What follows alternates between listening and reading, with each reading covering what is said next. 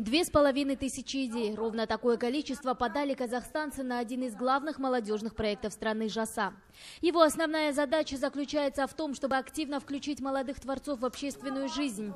В рамках проекта молодые люди могут получить грант в размере до 610 тысяч тенге на реализацию своих инициатив. К участию допускались жители страны в возрасте от 14 до 28 лет.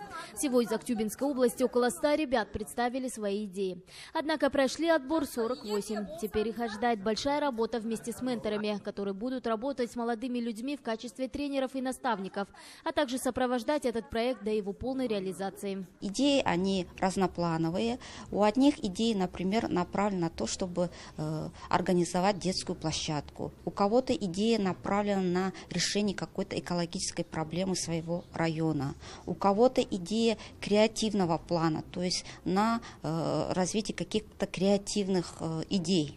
Каждым молодым группам будут прикреплены менторы, которые будут им помогать и способствовать, чтобы идеи были реализованы. То есть это будет огромная координационная работа, мотивирующая работа. Это, то есть грант не просто так предоставили и пустили на самоотек. То есть эта работа полностью будет контролироваться и соответствующие мероприятия будут проводиться. К слову, для будущих менторов тоже был объявлен конкурс среди работников по делам молодежи. Для участия в нем было необходимо иметь опыт работы в сфере молодежной политики, молодежной работы, либо в проектах, направленных на обучение молодежи. При этом менторы будут не только работать с молодыми людьми, но и учиться сами, участвуя в трехэтапном тренинге, который проходит с конца июля до конца сентября. Мереке Амангельдахаза, Манжолайт Магомбетов, телеканал Актобе.